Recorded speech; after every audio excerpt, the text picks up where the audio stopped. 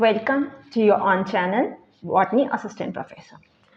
स्वागत है आप सभी का आपके अपने चैनल बॉटनी असिस्टेंट प्रोफेसर में, जहां पर हम बॉटनी असिस्टेंट प्रोफेसर की तैयारी करते हैं।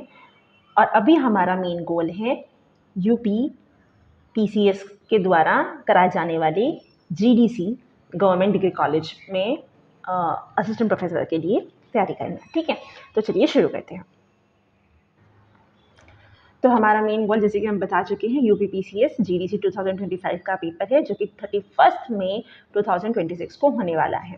तो उसी के लिए आज हम करने वाली है यूपी पीएससी द्वारा ही कराया गया असिस्टेंट प्रोफेसर जीडीसी 2021 का क्वेश्चन पेपर।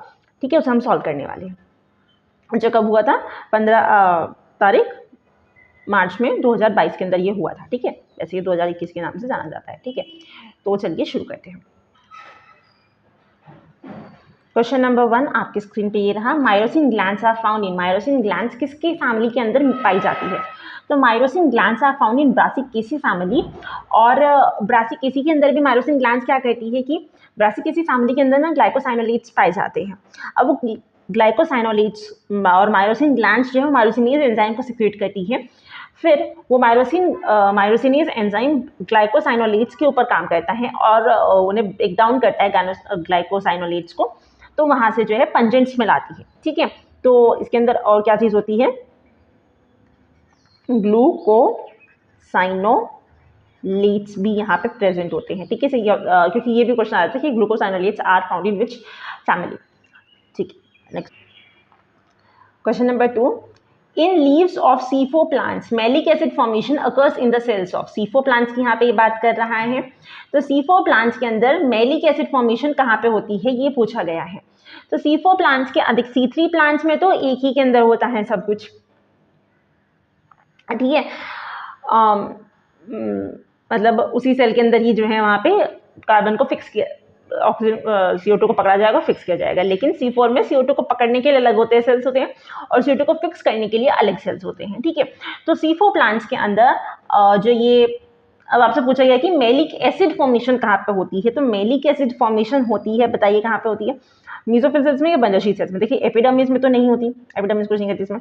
फ्लोएम का अपना एक अलग काम है, तो बंजर शीट सेल्स है या फिर मीसोफिल सेल्स है। ठीक है, तो ये जो होता है मीसोफिल सेल्स बाहर की तरफ होती है, तो मीसोफिल सेल्स उसे पकड़ती है और उसके बाद फिर जो है वो यहाँ पे बंडल शीट सेल्स को दे देती है। मतलब मीसोफिल सेल्स जैसे CO2 को पकड़ेगी, फिर वो जो है पकड़ करके यहाँ पे जो है मैलिक एसिड में कन्वर्ट करती है, मैलिक एसिड की फॉर्म में उसको ट्रांसपोर्ट करती है फिर, और यहाँ से जो है फिर बंडल शीट सेल्स के अंदर C3 साइकिल चलती है यहाँ पे। ठीक है,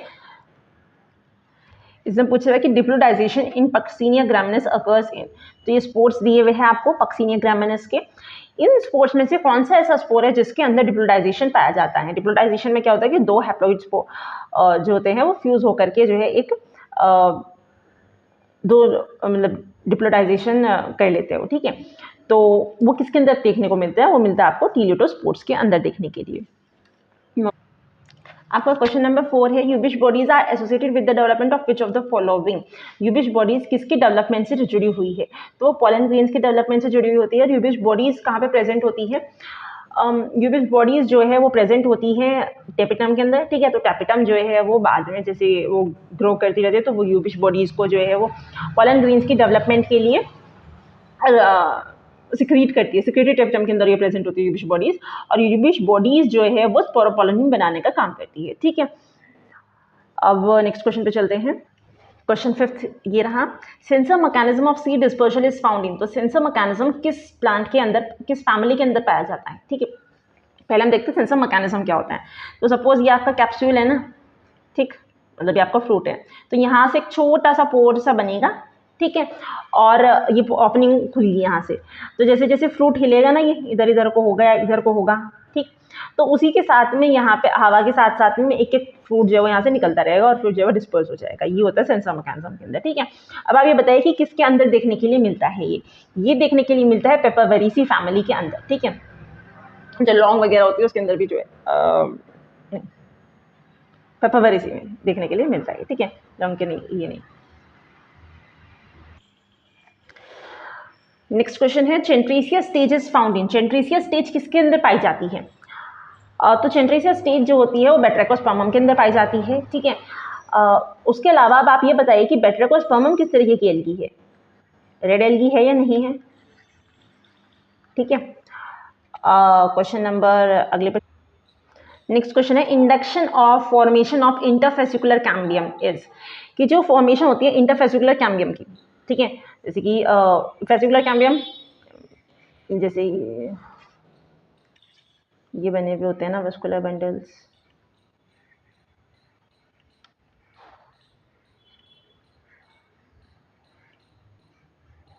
ठीक है। यहाँ पे फेसिकुलर आ जाती है कैम्बियम और इसके बीच में जो ग्रो करेगी वो इंटरफेसिकुलर कैम्बियम।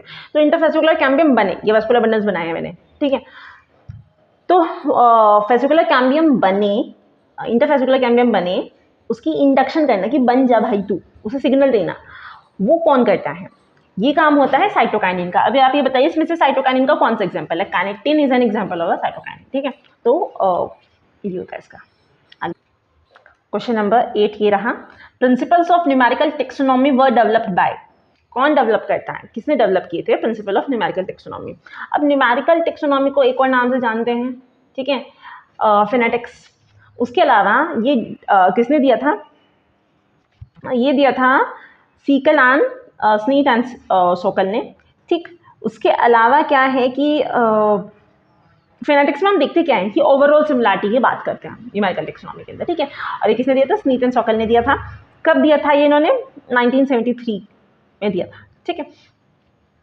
ज़्यादा ना कि न्यूमेरिकल टेक्सोनॉमी किसने दी थी? स्नीट एंड सोकल ने, मतलब इसके प्रिंसिपल्स जो किसने डिस्कवर किए थे, प्रिंसिपल्स ऑफ न्यूमेरिकल टेक्सोनॉमी। अब पूछा है diadelphous condition of stamen is when, diadelphous condition क्या होगी? अब जो ये एडेल्फस है ये यहाँ पे यूज हुआ है ब्रांच, मतलब बंच ऑफ एंथर्स आप कह सकते हैं, ठीक है। और डाई का मतलब यहाँ पे 2, तो 2 बंडल्स में अगर प्रेजेंट है स्टेमेंस, उसे आप डायएडेल्फस कंडीशन कहेंगे। तो ये डायएडेल्फस कंडीशन किसके अंदर देखने के लिए मिलती है? मतलब किसके अंदर, तो चलो ठीक है देखेंगे ही वो, पहले आप बताइए हाँ किसके अंदर देखने के लिए मिलती है? फेबेसी फैमिली का नाम सुना है? वहाँ पे मिलती है, चेक करिएगा मिलती है नहीं, ठीक है, मिलती है ऑफकोर्स, ठीक है। उसके अलावा अब डायएडेल्फिस में आपको 2 बंडल्स देखने कहाँ पे? यहाँ पे है 2 stamens are short and 2 long. तो यहाँ पे बंडल्स में नहीं बने ना, तो टोटल 4 होगी नहीं, मतलब अलग अलग ही है ना वो यहाँ पे। 2 stamens are short and 2 long, 4, तो यहाँ पे टोटल 6 होगी। बंडल आपस में जुड़े हुए नहीं, आपको बस 2 ही दिखनी चाहिए, ठीक है। 9 stamens are in 1 bundle and 1 is in alone, ठीक है। तो ये वाली जो है ये सही है, क्योंकि यहाँ पे 9 + 1 का अरेंजमेंट देखने के लिए मिल रहा है। ये 9 जो है वो जुड़े हुए होते हैं इन 1 बंडल, और बाकी जो है वो अलोन है।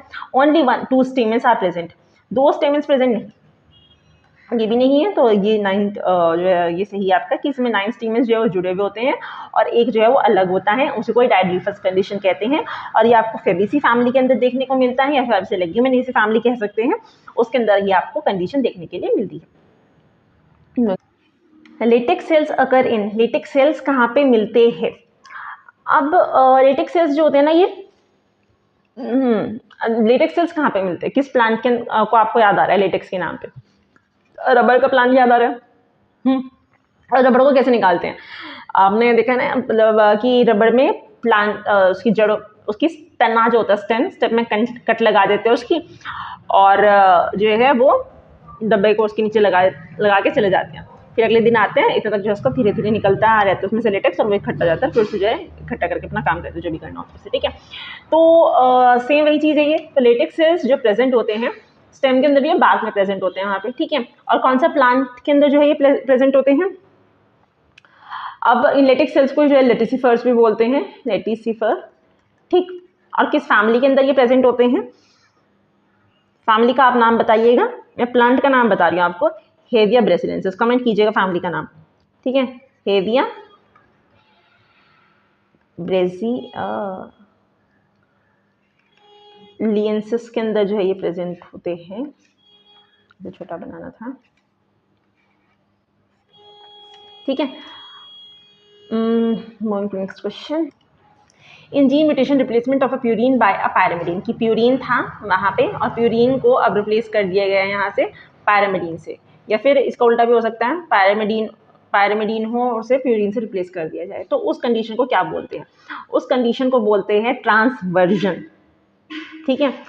अच्छा, और अगर प्यूरिन को प्यूरिन से रिप्लेस कर दिया जाए या फिर जो है पायरामिडीन को पायरामिडीन से रिप्लेस कर दिया, उसे कंडीशन क्या बोलते हैं? उस कंडीशन को बोला जाता है ट्रांजिशन, ठीक है। इस कंडीशन को बोलते हैं जी ट्रांजिशन, ठीक है। और जो ये प्यूरिन से पायरामिडीन या फिर पायरामिडीन से प्यूरिन, ये जो मतलब आपने नाइट्रोजनस बेस ही बदलते हैं, यहाँ पे नाइट्रोजनस बेस तो बदले जा रहे हैं। प्यूरिन से प्यूरिन में क्या हो गया? प्यूरिन के एग्जाम्पल क्या होते हैं? हम अब चलो देखते हैं, कोई अगर कंफ्यूज होता है तो, ठीक है, उसके लिए मैं आपको बताती हूँ।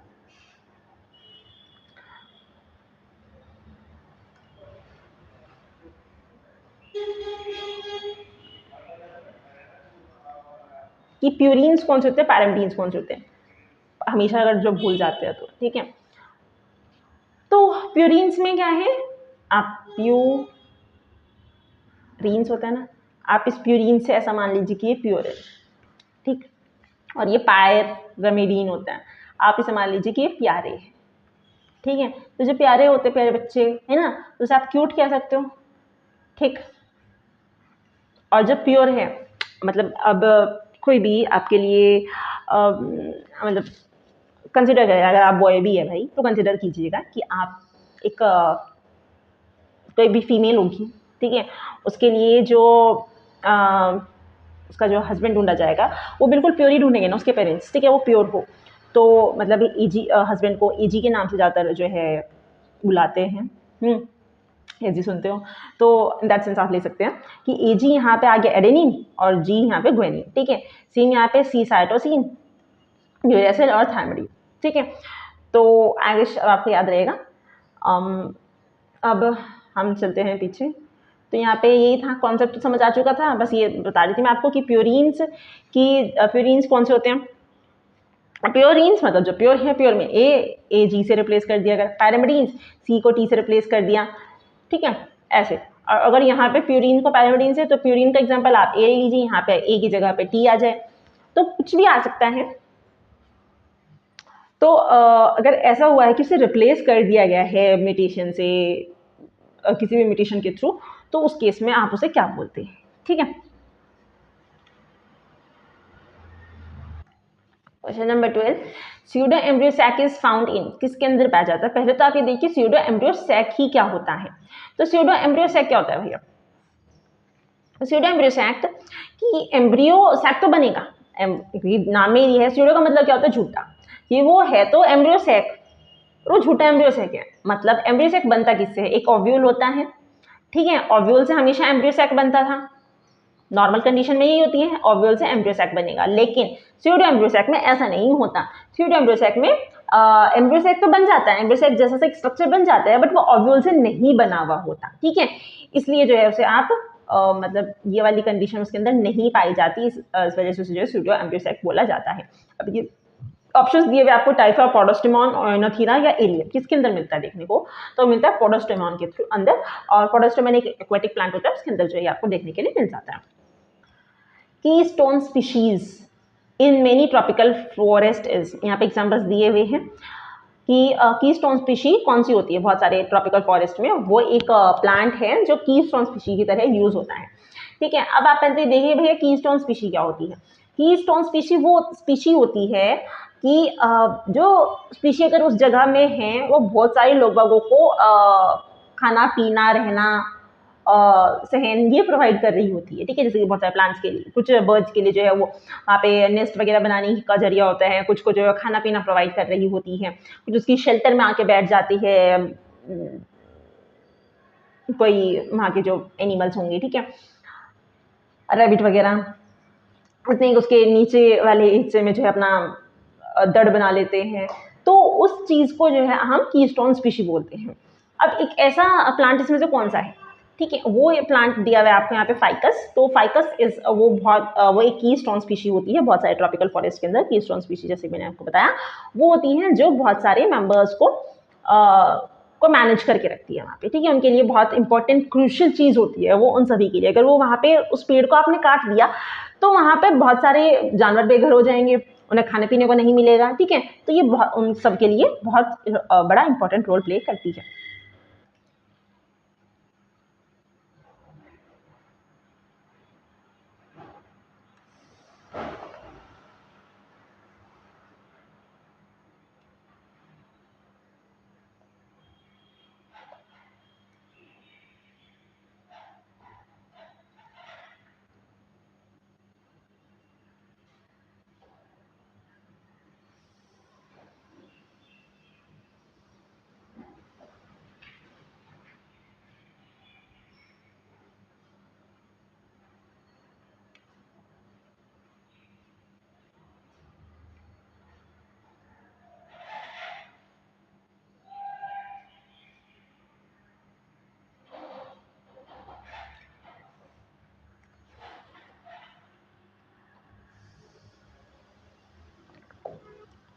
नेक्स्ट क्वेश्चन है आपका, which of the following technique is used for identification of the RNA molecule. इसके लिए मैंने आपको पिछली बारी भी एक शॉर्टकट बताई थी। आपको अगर चेक करना हो कि आरएनए के लिए कौन सा, डीएनए के लिए कौन सा, क्योंकि आरएनए डीएनए में कंफ्यूजन हो जाता है। तो इसी के लिए आप क्या लिखेंगे, स्नो ड्रॉप, ठीक है। अब यहाँ पे ये है सदर्न ब्लॉटिंग, नॉर्दर्न ब्लॉटिंग और ये वेस्टर्न ब्लॉटिंग। यहाँ पे डी का मतलब है डीएनए, आरएनए और प्रोटीन्स, ठीक है। बात किसकी कर रहे हैं, आरएनए मॉलिक्यूल के लिए आप क्या यूज करते हैं, तो आरएनए मॉलिक्यूल के लिए यूज करते हैं जी नॉर्दर्न ब्लॉटिंग। तो आंसर लिख दो जी नॉर्दर्न ब्लॉटिंग, ठीक है। नेक्स्ट क्वेश्चन है, the first artificial enzyme ribonuclease A was synthesized by. पहला आर्टिफिशियल एंजाइम, इन्होंने मतलब क्वेश्चन के साथ में आपको एक आगे के लिए भी क्वेश्चन दे दिया है कि पहला आर्टिफिशियल एंजाइम कौन सा था, ये पूछ सकते हैं आपसे अगले क्वेश्चन में। तो सबसे पहला आर्टिफिशियल एंजाइम कौन सा है, राइबोन्यूक्लियेज ए। ये किसने बनाया था, यहाँ पे आपके पास में ऑप्शन है मेरीफील्ड आरबी, गुटे बी, लुईस पास्चर, या फिर गुटे B and Merrifield B, Merrifield RB. तो इसका सही आंसर है D, Gute B and Merrifield RB. आप इसे ऐसे याद रख सकते हैं कि जो ये मेरीफील्ड और गट्टे बी की एक खेत है, ठीक है, फील्ड, एक फील्ड है जहाँ पर चारों तरफ खुशियाँ खुशियाँ हैं, मतलब मेरी फील्ड है, एक ऐसा फील्ड है जहाँ पे हमेशा मेरी मेरी है, सब कुछ हैप्पी हैप्पी है। तो मेरी फील्ड, और वहाँ पे गट्टा बिछा करके बैठे हुए हैं, ठीक है। तो मेरी फील्ड में गट्टे बिछा करके बैठ गए और फिर उन्होंने जो है राइबोन्यूक्लियस को सिंथेसाइज किया, ठीक। सबसे पहले एंजाइम को, आर्टिफिशियल एंजाइम को उन्होंने सिंथेसाइज किया। तो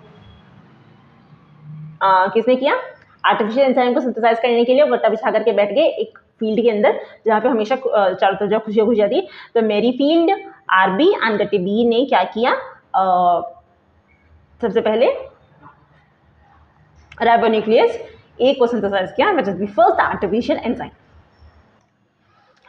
नेक्स्ट क्वेश्चन है आपका कि floral bud is modified into tendril in. एक ऐसा प्लांट है जो यहाँ पे दिए हुए आपके पास में एग्जांपल्स, इनमें से कोई एक ऐसा प्लांट है जिसके अंदर फ्लोरल बर्ड जो होती है वो टेंड्रिल में कन्वर्ट हो जाती है। ज़्यादातर तो हम टेंड्रिल में ये पढ़ते हैं ना कि जो लीफ होती है वो टेंड्रिल में कन्वर्ट हो जाती है, ठीक है। बट यहाँ पे क्या है कि आपकी कोई एक फ्लोरल बर्ड होती है वो टेंड्रिल में कन्वर्ट हो जाती है। बताइए कौन सा प्लांट है, तो उस प्लांट का नाम है जी एंटीगोनॉन। और आप ना ये भी देखिएगा, मतलब पहले कोशिश किया कीजिए कि पहले क्वेश्चन पढ़ा, वीडियो को पॉज किया, आपने देखा कि कौन सा जो है सही आंसर है इसका, फिर आप जो इसको सॉल्यूशन देखिए, उसके बाद आपको पता चलेगा कि आप कितना तैयारी हो चुकी है आपकी और कितनी अभी आपको और करनी बाकी है, क्योंकि बहुत ज़्यादा टाइम नहीं रहा है अभी एग्जाम के अंदर, ठीक है। तो PYQs तो लगाने मस्ट है भाई। Question number 18, in double fertilization the two male gametes fuse with which of the following. दो मेल गैमीट्स होते हैं, अब दो मेल गैमीट्स किसके साथ में फ्यूज करेंगे। अब इसमें ये होता है ना कि एक मेल गैमीट फ्यूज करता है एग के साथ में, एक मेल गैमीट फ्यूज करता है सेकेंडरी न्यूक्लियस के साथ में। तो एंटीपोडल के साथ में नहीं करता, सिनर्जिड के साथ में नहीं करता, एग और सेकेंडरी न्यूक्लियस के साथ में करता है। C is the correct answer. The result of F2 generation in dominant epistasis is, dominant epistasis की बात की गई है इसमें। तो डोमिनेंट एपिस्टेसिस में क्या रिजल्ट होता है, F2 जनरेशन क्या रिजल्ट होता है, the result of the F2 generation in dominant epistasis is. तो नॉर्मली क्या होता है 9:3:3:1, ठीक है। तो यहाँ पे डोमिनेंट में क्या होगा कि ये दोनों मिलके एक साथ मिल जाते हैं डोमिनेंट एपिस्टेसिस में, आप ऐसे याद रख सकते हैं, ठीक है। तो यहाँ पे आपके पास में आ जाएगा 12:3:1, तो ए इज द करेक्ट आंसर। अब आपके पास में मैंने आपको क्वेश्चन नंबर 14 पर क्वेश्चन दिया, होमवर्क दिया था कमेंट सेक्शन के लिए। क्वेश्चन नंबर 19 में आपका होमवर्क है, आपसे द रेशो लिखिएगा बस कि रिसेसिव एपिस्टेसिस जो होती है उसका क्या रेशो होता है, ठीक है। और जल्दी से कमेंट सेक्शन में लिखिएगा, ठीक है। क्वेश्चन नंबर 20 आपकी स्क्रीन पे ये रहा, which one of the element is situated in the pyrrole ring of the chlorophyll A. Chlorophyll A के अंदर पायरोल रिंग जो होती है उसमें क्लोरोफिल ए के अंदर कौन सा एलिमेंट प्रेजेंट होता है, सोडियम, मैग्नीज, मॉलिब्डेनम या मैग्नीशियम। तो प्रेजेंट होता है आपके पास में मैग्नीशियम, और मैग्नीशियम जो है ये सेंटर में होता है, फिर उसके जो है चारों तरफ यहाँ पे जो है नाइट्रोजन जुड़े हुए होते हैं, और जो है ये फिर पायरोल रिंग से जो है ये जुड़े हुए होते हैं, ठीक है। फिर ये अपनी रिंग्स बनाते हैं वहाँ से।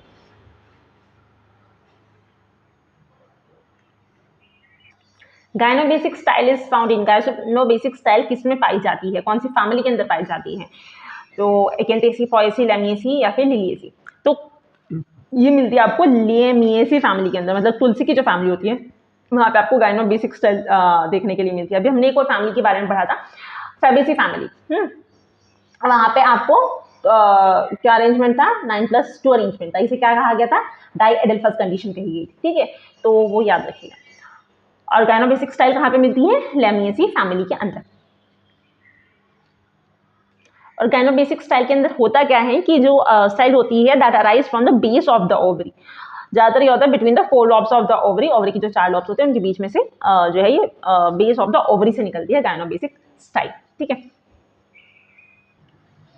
The first biosphere reserve establish in India, India का सबसे पहला बायोस्फीयर रिजर्व कौन सी जगह पे बना था, कौन सा है, ठीक, गल्फ ऑफ मन्नार, सिंपलीपाल, नीलगिरी, नंदा देवी। तो सबसे पहला जो था ये था हमारा नीलगिरी, ठीक है। अब नीलगिरी है कहाँ पे, ये 3 जगह पे है, मतलब 3 स्टेट्स का एरिया जो है ये ऑक्यूपाई करके रखता है। कौन सी वो 3 स्टेट्स हैं, जल्दी से बताइए। एक है तमिलनाडु, दूसरी केरला, तीसरी कर्नाटक। चलो ठीक है, इसका तो हो गया। अब बाकी की भी बताइए आप। गल्फ ऑफ मन्नार कहाँ पे है, सिंपलीपाल कहाँ पे है और नंदा देवी कहाँ पे है, जल्दी से बताइए। तो गल्फ ऑफ मन्नार कहाँ पे प्रेजेंट है, ये साउथ ईस्टर्न कोस्ट जो है इंडिया का वहाँ पे प्रेजेंट है, तो आप इसे भी तमिलनाडु के अंदर कंसिडर कर सकते हैं। फिर जो है सिंपलीपाल जो है ये ओडिशा के अंदर प्रेजेंट होता है। और नंदा देवी ये कहाँ पे प्रेजेंट है, ये प्रेजेंट है आपके उत्तराखंड के अंदर, ठीक है, यूके जो है ये हमारा उत्तराखंड है। Lichens reproduce by which one of the following, तो वो ज़्यादातर किस चीज़ से जो है रिप्रोड्यूस करते हैं, वो करते हैं कॉनिडिया, गोनिडिया, ओइडिया, सोलिडिया। तो लाइकेंस रिप्रोड्यूस करते हैं सोलिडिया के थ्रू, ठीक है। अब सोलिडिया के थ्रू ये कैसे रिप्रोड्यूस करते हैं, सेक्सुअली या फिर एसेक्सुअली। सोलिडिया के थ्रू ये प्रोड्यूस करते हैं एसेक्सुअली। और सोलिडिया होता क्या है कि स्मॉल क्लस्टर होता है फंजाई का, हाइफे का और एल्गी का, ठीक है, एल्गल का, उसी का जो है छोटा सा एक क्लस्टर, मतलब स्मॉल क्लस्टर होता है, और इसके थ्रू जो है ये कैसे रिप्रोड्यूस करता है, एसेक्सुअली रिप्रोड्यूस करता है, ठीक है।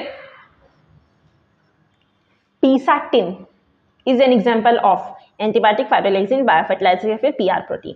ये किसका एग्जाम्पल है, तो pisatin is an example of phytoalexin. अब फाइटोएलेक्सिन्स क्या होते हैं, तो फाइटोएलेक्सिन जो है वो प्लांट डिफेंस के लिए कुछ कंपाउंड्स प्रेजेंट होते हैं प्लांट के पास में, कि अगर कोई इनके पास अटैक करेगा तो फिर वो अपने आप को बचा सके उससे, ठीक है। अब ये कैसे करते हैं कि मतलब ये प्लांट को कैसे बचाते हैं, ये प्लांट डिफेंस कंपाउंड्स जो है ये इनहिबिट कर देते हैं the growth of invading micro organisms. जो भी इन्वेडिंग माइक्रो ऑर्गेनिज्म होगा उसकी ग्रोथ को ये इनहिबिट कर देते हैं, जिससे कि जो अब उससे क्या होगा कि ये ग्रोथ नहीं हो पाएगी, तो जो इन्फेक्शन है यहाँ पे उसे ये लिमिट कर देंगे, ठीक है। पीस वगैरह के अंदर जो है ये प्रेजेंट होता है पीसाटिन। तो पीस फॉर पीसाटिन, पी फॉर फाइटोलेक्सिन। वैसे तो ऑफकोर्स और भी बहुत सारे फाइटोलेक्सिन के एग्जाम्पल्स होते हैं, बट हाँ जो इन्होंने यहाँ पे पूछा है तो P for pisatin and Q for phytoalexin. The physiology of flowering in plant is controlled by which of the following. Plants की जो फिजियोलॉजी होती है, ठीक है, physiology of the flowering flowering की in plant is controlled by which of the following. तो अब आपने पढ़ा है कि जो ये फाइटोक्रोम्स होते हैं, ठीक है, इसमें एक होता है आपके पास में क्रिप्टोक्रोम और एक होता है आपके पास में फाइटोक्रोम। ये दोनों ही जो है फ्लावरिंग को रेगुलेट करने के काम आते हैं। मेनली जो है फाइटोक्रोम आता है, पर ये यहाँ पे फाइटोक्रोम जो आपका एग्जाम्पल है, आंसर है आपका, ये यहाँ पे साइटोक्रोम नहीं होता, आपको होता है क्रिप्टोक्रोम, क्राइटोक्रोम, ठीक है। तो इस वजह से ये नहीं होगा, साइटोकाइनिन क्लोरोफिल का काम नहीं होता, साइटोकाइनिन का भी नहीं होता, तो फाइटोक्रोम इस वजह से आपका, ठीक है। कंफ्यूज मत होना, क्रिप्टोक्रोम है या कि कुछ जगह पे आपने पढ़ा होगा ये, और फाइटोक्रोम, ठीक है। Which part of the moss capsule is haploid. Moss capsule है, उसका कौन सा हिस्सा है जो हैप्लॉइड होता है। अब जो हैप्लॉइड हिस्सा है उसका मतलब वो आर्किगोनिया से आया हुआ है, ठीक है, और बाकी का जो हिस्सा वो स्पोरोफाइट से आया हुआ है। तो ऐसा कौन सा हिस्सा है जो आर्किगोनिया से आया हुआ है, बताइए, सोचिए जल्दी से। दैट इज क्लिप्टेरा, ठीक है। Calyptra is develop from the archegonia and operculum, annulus, columella. Operculum, annulus and columella ये सारे स्पोरोफिटिक होते हैं ओरिजिन में, ठीक है। तो हैप्लॉइड की बात की थी, आर्किगोनिया वाला जो हिस्सा है वो हैप्लॉइड होगा। In which one of the following family verticillaster inflorescence found, कि वर्टिसिलास्टर इन्फ्लोरेसेंस किसके अंदर पाई जाती है, वर्टिसिलास्टर इन्फ्लोरेसेंस। तो वर्टिसिलास्टर इन्फ्लोरेसेंस पाई जाती है जी लैमिएसी फैमिली के अंदर, ये स्पेशल टाइप ऑफ इन्फ्लोरेसेंस में आता है वर्टिसिलास्टर इन्फ्लोरेसेंस। और उसके अलावा लैमिएसी के अंदर ही अभी हमने एक और चीज़ पढ़ी थी कि उसके अंदर गाइनोबेसिक स्टाइल पाई जाती है, गाइनोबेसिक स्टाइल, ठीक है, कहाँ पाई जाती है, ये भी लैमिएसी के अंदर, और वर्टिसिलास्टर इन्फ्लोरेसेंस भी लैमिएसी के अंदर ही पाई जाती है। If the roots of Pinus has 20 chromosomes, then what would be the number of chromosome in the endosperm? अब ये बात किसकी कर रहा है, पाइनस की। पाइनस मतलब जिम्नोस्पर्म, ठीक है।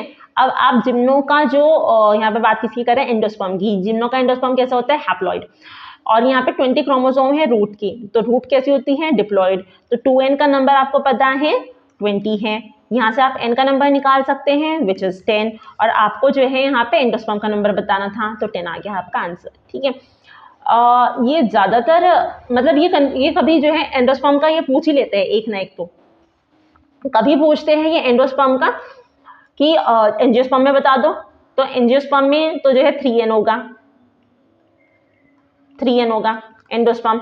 और अगर जिम्नोस्पर्म की बात कर रहे हैं तो जिम्नो का एंडोस्पर्म जो है वो n होगा। इस चीज़ का ध्यान रखिएगा, ये जो है कैलकुलेट करने के लिए देते हैं आपको, किसका रूट में इतना होगा, स्टेम में इतना होगा, फ्लावर लीफ किसी डिप्लॉइड चीज़ का दे देंगे, फिर जो आपसे एंडोस्पर्म का पूछेंगे, तो उसे अच्छे से ध्यान रखिएगा कि किसका पूछा जा रहा है, ठीक है।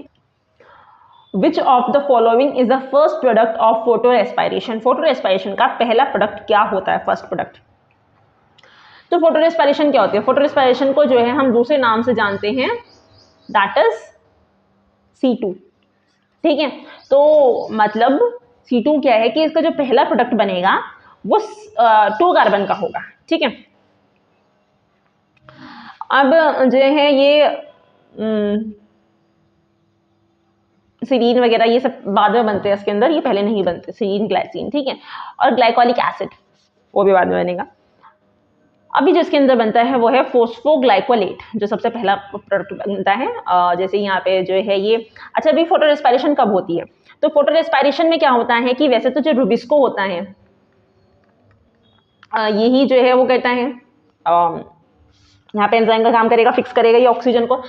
जनरली तो इसे CO2 को पकड़ना होता है, ठीक है, लेकिन इस बार ये CO2 को ना पकड़ के इस बार ये पकड़ता है, मतलब जब CO2 का कंसंट्रेशन यहाँ पे कम हो जाता है, ठीक है, और ऑक्सीजन का कंसंट्रेशन बहुत ज़्यादा बढ़ जाता है, तो उस केस में ये ऑक्सीजन के साथ में जुड़ता है और ये फिर यहाँ पे PG जो बोलते हैं फोस्फोग्लाइकोलेट, और साथ में जो है ये 3PGA बनाता है, ठीक है। तो 3PGA तो अपना जो है अपनी साइकिल में चला जाएगा नॉर्मली, उसके बाद जो है हम यहाँ पे PG की बात करते हैं कि कैसे कैसे काम करेगा।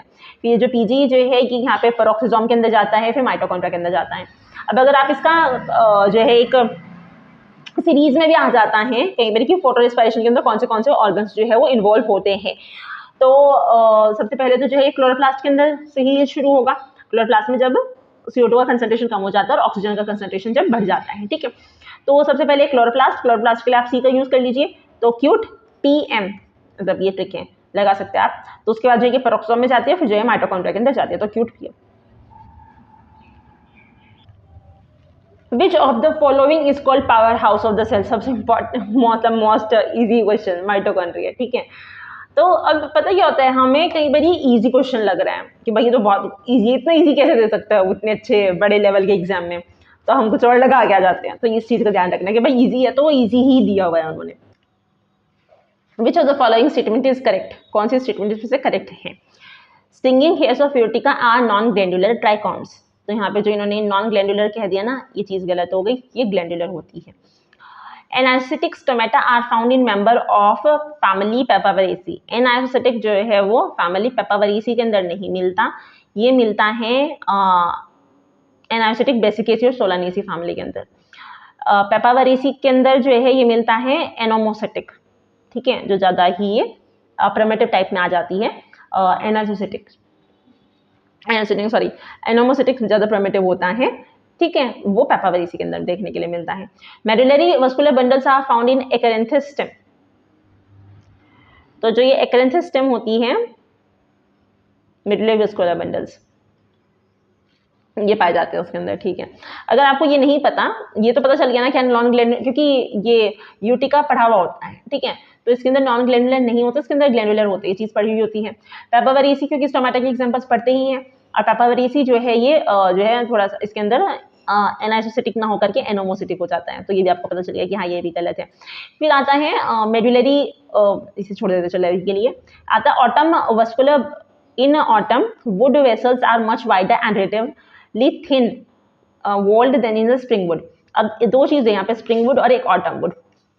तो आप ध्यान रखिए, जो स्प्रिंग होते हैं ना, स्प्रिंग में सब कुछ अच्छा सुहावना सा जाता है, ठीक है। तो स्प्रिंग वुड जो है ये यहाँ पे सब कुछ बेस्ट है, मतलब ये फेवरेबल कंडीशन है, ठीक है, फेवरेबल कंडीशन। और जब फेवरेबल कंडीशन होती है ना, तब आराम से चिल होकर के सारी चीजें करता है पेड़, ठीक है। तो बड़ी बड़ी सी वाइड वेसल्स बनाता है, ठीक है, वाइड होती है वो, थिन वोल्ड होती है वो। तो ये सब कब होता है? स्प्रिंग वुड में। बट इन्होंने क्या कहा है कि in autumn wood vessels are much wider नहीं होती है वो थिन होती है, ठीक है, और थिक वोल्ड होती है।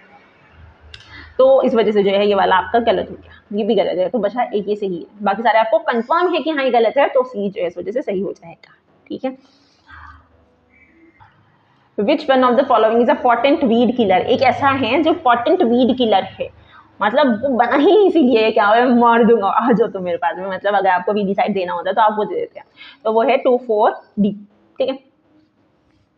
अब इसका वर्किंग का तरीका पूछेंगे तो नहीं, बट अगर पूछे तो ये क्या कहते हैं, सिंथेटिक ऑक्सीजन है 2,4-D। और ये जो टारगेटेड वीड्स होते हैं, टारगेटेड वीड्स क्या होते हैं इसके, जो ब्रॉड लीफ वाले वीड्स होते हैं, जो छोटे छोटे पत्तों वाले वीड्स होते हैं, वो इसका टारगेट होते हैं, और उनके अंदर ये अनकंट्रोल्ड ग्रोथ करवा देता है। अनकंट्रोल्ड ग्रोथ होने की वजह से फिर जो उनकी डेथ हो जाती है बेचारों की।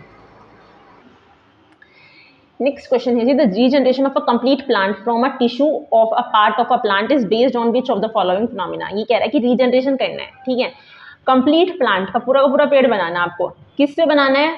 From a tissue of a part of a plant. कोई आप एक पार्ट लोगे प्लांट का, उसमें से टिश्यू लोगे, उससे आप बनाओगे, ठीक है। उस फिनोमेना को क्या बोलते हैं? मतलब कोई भी एक पेड़ का किसी एक हिस्से से पूरा पेड़ बना जाना, उस चीज को क्या बोलते हैं? और वो रीजनरेशन करके होता है, तो प्लांट्स के अंदर से जो हम टोटिपोटेंसी बोलते हैं, कि सब कुछ ही बना सकता है एक सेल, ठीक है, टोटिपोटेंसी।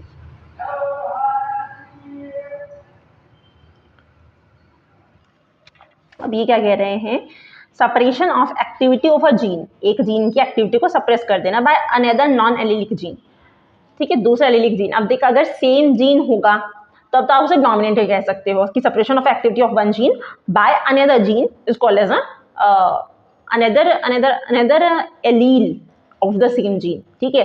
तो उसे हम कह देंगे कि डोमिनेंट कैरेक्टरिस्टिक शो करता है। बट यहाँ पे क्या है कि जीन एक्टिविटी ऑफ सेपरेशन हो रहा है यहाँ पे of a gene by another non allylic gene अगर आ गया यहाँ पे, ठीक है, तो उसे क्या बोलते हैं? ये कंडीशन होती है एपिस्टेसिस, ठीक है। और इसमें क्या होता है कि जो जीन भारी पड़ रहा है, जो उसके ऊपर चढ़ रहा है जो, ठीक है, और उसे छुपा रहा है, तो एपी का मतलब होता है ना किसी के ऊपर चढ़ना, तो उसे बोलते हैं हम एपिस्टैटिक जीन, जो ऊपर चढ़ के उसे दबा रहा है, ठीक है। और जो दब रहा है, जिसका एक्सप्रेशन नहीं हो पा रहा है, उस चीज को हम बोलते हैं हाइपोस्टैटिक जीन, ठीक है। तो याद रखिएगा कि हाइपोस्टैटिक जो दब गया, हाइपोस्टैटिक पूछ सकते हैं इस तरीके का कुछ कि हाइपोस्टैटिक जीन क्या होता है। ये वो जीन होता है जिसका एक्सप्रेशन नहीं हो रहा है, जिसका एक्सप्रेशन दब गया, हिंदी में लिख देती हूँ, ठीक है, दब गया है, नहीं हो पा रहा है।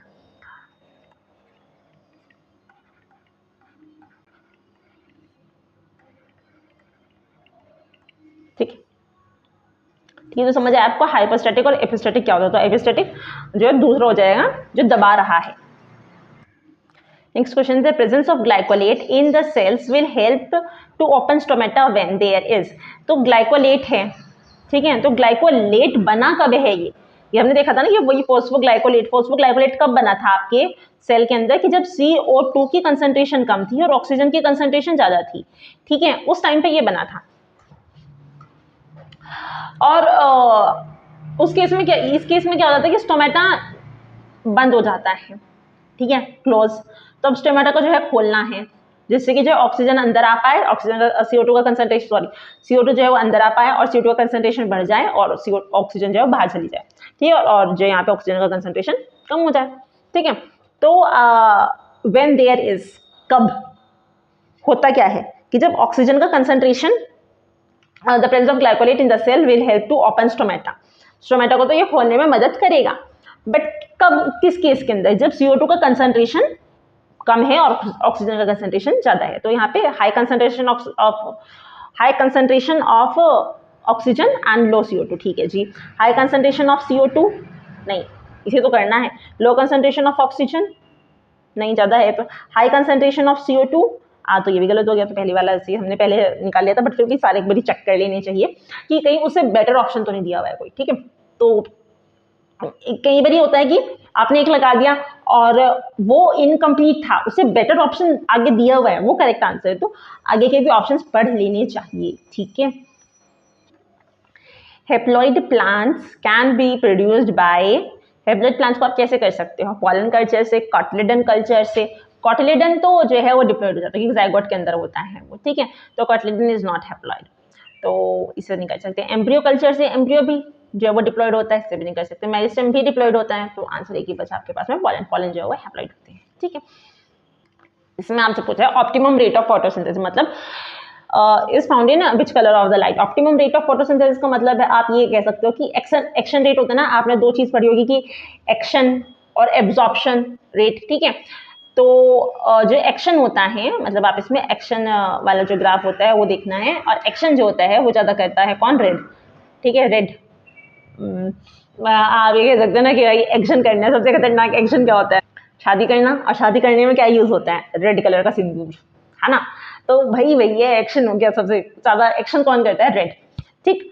तो रेड के बाद में यहाँ पे आता है फिर आपके पास में ब्लू, और सबसे कम होता है ग्रीन में, ठीक है। अगर आप एब्जॉर्प्शन की बात कर रहे हैं तो यहाँ पे बस इन दोनों में रिवर्स हो जाता है, ब्लू सबसे ज्यादा होता है एब्जॉर्ब करने के लिए, ठीक है, और रेड और फिर ग्रीन दोनों ही केसेस में ही सबसे कम होता है, क्योंकि ग्रीन कलर हमें प्लांट्स पर दिखता ही इसीलिए है क्योंकि वो रिफ्लेक्ट कर देती है प्लांट्स ग्रीन कलर को, और वो रिफ्लेक्ट होकर के हमारी आंखों में आता है, तो हमें सारे प्लांट्स जो है वो, मोस्ट ऑफ द प्लांट्स जो हमें ग्रीन दिखते हैं, तो प्लांट्स हमें वही कलर के दिखेंगे जिस चीज को वो रिफ्लेक्ट कर रहे हैं, जिसको एब्जॉर्ब कर रहे हैं वो कलर हमें नहीं दिखेगा उनका, ठीक है।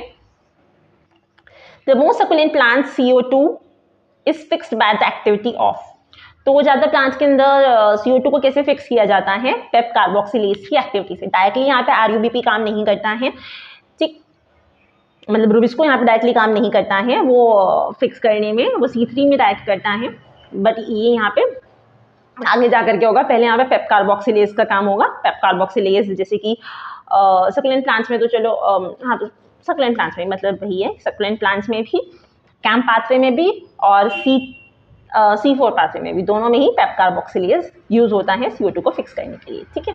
In the phosphorylation process energy is derived from, energy किससे डिराइव होती है जब आप फॉस्फोराइलेशन करते हैं। So in the phosphorylation process energy is derived from electrons. ठीक है, आपको ज्यादा लगेगा ग्लूकोज लगा देते ज्यादातर, इसलिए इन्होंने ग्लूकोज दे रखा है नंबर 1 पे वो भी। ठीक है, तो कौन होता है, इलेक्ट्रॉन होता है। अब इलेक्ट्रॉन से कैसे करते हैं, फॉस्फोराइलेशन में एनर्जी डिराइव होती है इलेक्ट्रॉन से। अब इलेक्ट्रॉन क्या करता है यहाँ पे, वो जनरेट करता है प्रोटॉन ग्रेडियंट। क्या जनरेट करेगा ये, प्रोटॉन ग्रेडियंट को ये जनरेट करता है, और उस प्रोटॉन ग्रेडियंट का यूज करके फिर यहाँ पे एटीपी की फॉर्मेशन हो जाती है। तो in the phosphorylation process energy is derived from the electron not the glucose. ठीक है, इलेक्ट्रॉन क्या करेगा यहाँ पे, प्रोटॉन ग्रेडियंट को जनरेट कराते हैं, उससे जो एटीपी जनरेट हो जाती है फिर बाद एटीपी सिंथेसिस का यूज करके। तो इस क्वेश्चन में क्या दिया हुआ है आपको, मैच लिस्ट 1 को लिस्ट 2 से मैच करना है। तो ये करते हैं भाई, लिस्ट 2 को लिस्ट 1 से मैच। तो न्यूक्लियस के अंदर क्या होता है, प्रोटीन सिंथेसिस, फोटोसिंथेसिस, रेस्पिरेशन और डीएनए सिंथेसिस। तो न्यूक्लियस के अंदर लगाते हैं जी डीएनए सिंथेसिस। फिर माइटोकॉन्ड्रिया के अंदर क्या होता है, प्रोटीन सिंथेसिस, फोटोसिंथेसिस या रेस्पिरेशन, रेस्पिरेशन हो जाता है भाई इसके अंदर, तो माइटोकॉन्ड्रिया का रेस्पिरेशन लगा दो जी। क्लोरोप्लास्ट के अंदर क्या होता है, फोटोसिंथेसिस लगा दो।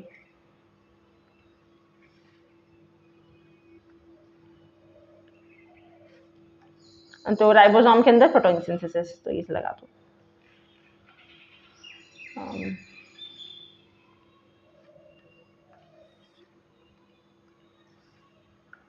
ठीक है, इजी है, बहुत इजी था। 41 क्वेश्चन है आपका, stress hormone is, stress hormone किसे बोलते हैं, एब्सिसिक एसिड को, एबी भी बोल देते हैं ना इसे, एब्सिसिक एसिड को क्या बोलते हैं, और स्ट्रेस हार्मोन। अभी क्या करता है जनरली एब्सिसिक एसिड, जैसे ही प्लांट को पानी की कमी होगी ना, ये एकदम से स्टोमेटा बंद करा देगा, जिससे कि वाटर का और लॉस ना हो सके। ठीक है, उसके अलावा ये क्या करता है, सीड डोर्मेंसी को भी प्रमोट करता है। ठीक है, तो एब्सिसिक एसिड को जो है यहाँ पे इन्वायरमेंटल स्ट्रेस जब होता है तब जो है ये अपना काम दिखाता है, तो इसलिए इसे स्ट्रेस हार्मोन कह दिया जाता है कि स्ट्रेस के टाइम पे काम आने वाला hormone stress hormone. In which geological period the flowering plants, flowering plants की यहाँ पे बात करें कि फ्लावरिंग प्लांट्स एग्जिस्टेंस में आए, मतलब सबसे पहली बार ये फ्लावरिंग प्लांट्स आए, वो कब आए, ये आए क्रिटेशियस पीरियड में, क्रीटेशियस पीरियड। ठीक है, कैसे याद रखेंगे इसे, क्रीटेशियस,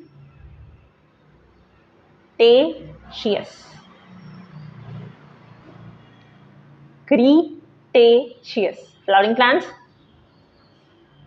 क्रीटेशियस फ्लावरिंग प्लांट्स कब आए, क्रीटेशियस पीरियड के अंदर।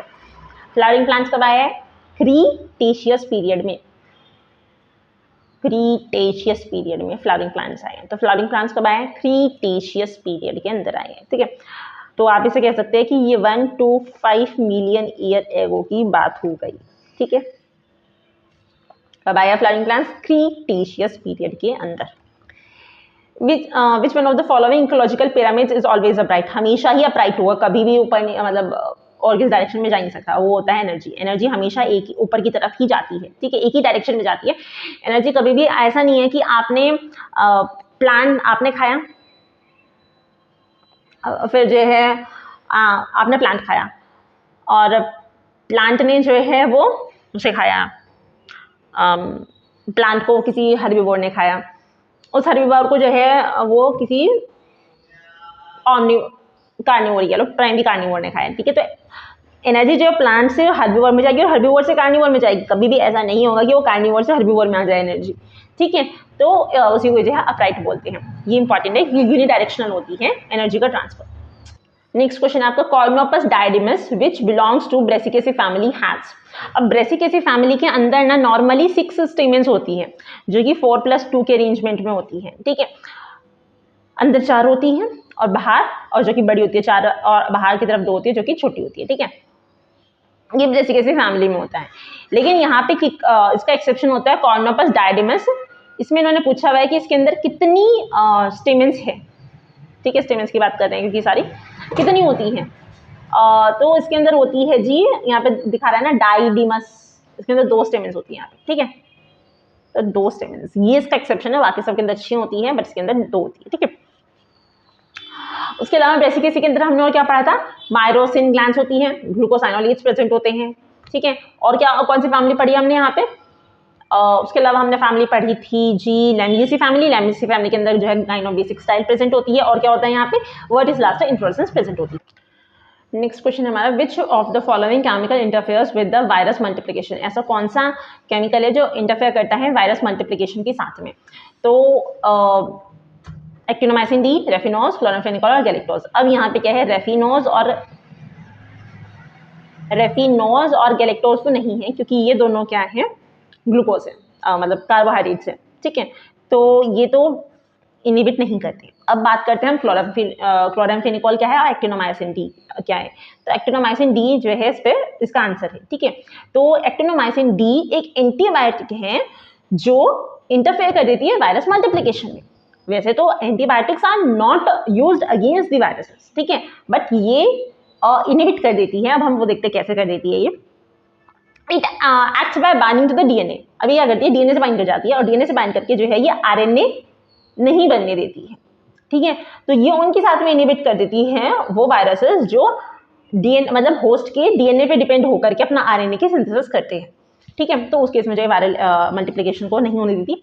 और दूसरा क्लोराम्फेनिकोल है, यहाँ पे जो दिया हुआ है क्लोराम्फेनिकोल, ये ब्रॉड स्पेक्ट्रम एंटीबायोटिक है that inhibit bacterial protein synthesis by binding to 50S ribosomes subunit. Antiviral के लिए तो इसे यूज़ नहीं करते, बट हाँ क्या करती है, फिर भी जो है कुछ केसेस के अंदर रेप्लिकेशन जो होती है बैक्टीरिया के अंदर, फेज रेप्लिकेशन, उसे जो है रोकने का काम करती है। और ये क्या करती है, antibiotic that inhibits the bacterial protein synthesis, bacteria की प्रोटीन सिंथेसिस नहीं होने देती है bye binding to the 50S। ये 50S राइबोसोम से बाइंड करके बैठ जाते हैं। मैं तो बैठी हूँ, मैं नहीं प्रोटीन बनने दूंगी यहाँ पे, ठीक है। तो ये उससे चिपक के बैठ जाता है क्लोराम्फेनिकोल, और ये ब्रॉड स्पेक्ट्रम है, ठीक है, बैक्टीरिया के अंदर होता है। और साथ में जो बैक्टीरिया के अंदर जो है फेज की वो भी नहीं होने देता है, फेज की रेप्लिकेशन बैक्टीरिया के अंदर, ठीक है, उसे भी जो है इनहिबिट कर देता है। बट जो हम वायरस मल्टीप्लिकेशन को रोकने के लिए लेते हैं दैट इज एक्टिनोमाइसिन डी, ठीक है। Question number 46, the integration of biotic and abiotic, integration कर दिया उन्होंने किसका, एबायोटिक एंड एबायोटिक फैक्टर्स का of the environment of an area constitute which of the following. आपने मतलब बायोटिक और एक बायोटिक को आप एक जगह पे ले आए, मिला दिया आपने, ठीक है, तो उसे क्या कहा जाएगा, इकोलॉजी, इकोसिस्टम, कम्युनिटी स्टडी या फिर सॉइल साइंस। तो सॉइल साइंस तो नहीं है, क्योंकि यहाँ पे बायोटिक भी आ गए, फैक्टर्स हो गए सारा, ठीक। तो वो सॉइल में जैसे कह देते हैं ना सॉइल को कि हाँ ये भी बायोटिक, और सॉइल है वो नॉन बायोटिक, मतलब ए बायोटिक होगी, उसके अलावा माइक्रो ऑर्गेनिज्म बहुत सारे होता है। तो सॉइल की अपनी एक अलग ही चीज़ है, वो उसे मतलब सॉइल साइंस तो नहीं बोलते, कम्युनिटी स्टडी भी नहीं बोलेंगे उसे। फिर अब है कि उसे इकोलॉजी बोलेंगे, इकोसिस्टम बोलेंगे। इसे बोलेंगे हम इकोसिस्टम, मतलब B is the correct answer. और इकोलॉजी क्या होती है फिर भाई, तो अगर आप इकोसिस्टम की स्टडी कर रहे हैं that is known as the ecology, ठीक है। अगले क्वेश्चन पे चले। Circinotropous ovule is found in, circinotropous ovule किसके अंदर पाया जाता है? सर्सिनोट्रोपस क्या होता है कि जो पूरा 360 डिग्री घूम जाता है, ठीक है। अब यहाँ पे जो है ये ऐसे जो है आपका पूरा ओव्यूल प्रेजेंट होगा, मतलब ये ओव्यूल है आपका यहाँ पे। वैसे तो ऑर्थोट्रोपस था, ये ऐसे होता था यहाँ पे ओव्यूल, बट ये यहाँ पे फ्यूनिकल जो है ये सीधा ना होकर के यहाँ पे ऐसे ऐसे ऐसे घुमा करके से ले आई, ठीक है। तो मतलब 360 डिग्री पे जब आपका ओव्यूल घूम जाता है उसी को हम क्या बोलते हैं, सर्सिनोट्रोपस बोलते हैं। अब ये बताइए किसके अंदर वो जो है प्रेजेंट होता है, ये प्रेजेंट होता है जी ओपनशिया के अंदर, ठीक है। तो सर्सिनोट्रोपस किसके अंदर प्रेजेंट है, ओपनशिया के अंदर है। थ्रू आउट दी इवोल्यूशन ये घूमता घूमता 360 डिग्री घूम चुका है, ठीक है। अच्छा, तो चलो बाकी सारे ओव्यूल्स को भी रिवाइज करते हैं कि सबसे पहले क्या होता है, ऑर्थोट्रोपस होता है, ठीक है। ऑर्थोट्रोपस मतलब वो बिल्कुल हड्डी होती है ना, हड्डी को ऑर्थो बोलते हैं, बिल्कुल हड्डी की तरह जो सीधा है, ठीक है। फिर आता है ये 0 डिग्री, मतलब बिल्कुल सीधा खड़ा हुआ है, इसमें कोई मूवमेंट नहीं हुआ। फिर आता है यहाँ पे हेमी एनाट्रोपस, मतलब सॉरी हेमी एनाट्रोपस भाई, हेमी एनाट्रोपस। तो इस वाले के अंदर क्या होता है, ये मतलब 90 डिग्री जो है घूम जाता है। ये वाला था आपका ऐसे ओव्यूल था, ये वाला ओव्यूल कैसे हो गया, ये ऐसे हो गया, 90 डिग्री घूम गया, यहाँ से जो है ये यहाँ पे ऐसे आ गया, ठीक है, 90 डिग्री घूम गया। अब सारे हम ऑर्थोट्रोपस की रिस्पेक्ट में ही बात करेंगे। फिर है यहाँ पे एनाट्रोपस, एनाट्रोपस जो है वो यहाँ पे 180 डिग्री घूम चुका है, तो ये अब ऐसे आ चुका है, ठीक है। उसके अलावा फिर क्या आता है यहाँ पे, सर्सिनोट्रोपस। सर्सिनोट्रोपस वो आपने देख लिया किसके अंदर, तो हेमी ऑर्थोट्रोपस में कोई मूवमेंट नहीं है, यहाँ पे 90 डिग्री का है, एनाट्रोपस में 180 डिग्री का है, सर्सिनोट्रोपस के अंदर जो है वो 360 का है, ठीक है। उसके अलावा फिर हेमी एनाट्रोपस में ही दो चीज हो रहा जाती है, एक है कैम्पाइलोट्रोपस और एक आता है एम्फीट्रोपस, ठीक है। कैम्पाइलोट्रोपस के अंदर क्या होता है कि यहाँ पे जो आपका न्यूसेलस होता है ना, वो यहाँ पे आपका होर्सशू शेप्ड हो जाता है, वो आपका कैम्पाइलोट्रोपस। और उसके अलावा अगर साथ में आपका होर्सशू शेप्ड न्यूसेलस तो है ही, साथ में अगर आपका ओव्यूल भी जो है वो होर्सशू शेप्ड हो चुका है तो उसे आप एम्फीट्रोपस बोलते हैं, ठीक है। ये तरीके के आपके जो है वो ओव्यूल्स हैं, इन सभी के आप एग्जाम्पल्स याद कर लीजिएगा, ठीक है, जो पूछ लिए जाते हैं। तो मैं आपको डेफिनेशन तो बता दी क्या होते हैं, एग्जाम्पल्स आप याद करिए। अगले पे चलते हैं। डाउन सिंड्रोम क्यों होता है? तो डाउन सिंड्रोम कब होता है? जब नॉन डिसजंक्शन ऑफ, मतलब मेन तो यही नॉन डिसजंक्शन ऑफ क्रोमोसोम, मतलब अब डिसजंक्शन का क्या मतलब होता है कि वो अलग हो जाना, और नॉन डिसजंक्शन कि वो अलग नहीं हुए। तो जब वो अलग नहीं हुए कोई दो क्रोमोसोम्स, क्योंकि 21 की ट्राइसोमी की वजह से होता है ना, उसे अलग होना था, बट एक पेरेंट के अंदर जो है वो अलग नहीं हुआ, उसी के साथ में वो चिपका ही रहा, उसको ज्यादा ही प्यारा आता है उसके साथ में, ठीक है। तो चिपका रहा मतलब डिसजंक्शन नहीं हुआ, that is known as non disjunction. तो वो किसी एक के साथ में जो 21 दो आ गए, इसे अलग होना था बट नहीं हुआ, ये आ गया। और फिर एक की तरह से नॉर्मल आया था 21, तो दोनों मिल गए, तो यहाँ पे ट्राइसोमी हो गई, ठीक है। 21 21 21 मतलब वैसे तो डबल होने चाहिए थे, पर यहाँ पे ट्राइसोमी हो गई, तो ये एक्सेप्शन के साथ आता है। Which of the following group refers to micronutrients? इसमें से ऐसा कौन सा है जो कि माइक्रोन्यूट्रिएंट्स है? अब एनपीके तो माइक्रोन्यूट्रिएंट्स होते हैं भाई, तो जरूरी चाहिए होते हैं, तो माइक्रोन्यूट्रिएंट नहीं है। कैल्शियम मैक्रो है, ये भी नहीं है। फिर यहाँ पे भी कैल्शियम आ गया, ये भी मैक्रो है, इसे भी भगा दो यहाँ से। तो पर ये जो क्लोरीन और मॉलिब्डेनम है, ये जो है माइक्रोन्यूट्रिएंट्स आ गए, ठीक है। तो ऑप्शन एलिमिनेट करके भी आपको आंसर मिल सकता है। अगर नहीं पता है, डाइट पता है तो ऑफकोर्स लगा दो भाई, ठीक, फिर तो एलिमिनेशन का क्या काम। बट अगर आपको नहीं पता है तो आप एलिमिनेट करके देखो, अच्छा ये तो नहीं है, ये भी नहीं, ये भी नहीं, ये भी नहीं है, तीन को एलिमिनेट कर अच्छा था, आपका आंसर ही होगा, ठीक है। तो ऐसे भी आप करने की कोशिश कीजिए भाई। ऑफकोर्स आप करते होंगे most of the people, but अगर कोई नहीं करता तो उसके लिए ऑफकोर्स ये तो ठीक। Question number 50, half century. The most comprehensive red list category of the species is given by, कौन देता है? IUCN देता है, ठीक है। अब इनका IUCN का फुल फॉर्म क्या है? क्या फुल फॉर्म है भाई IUCN की?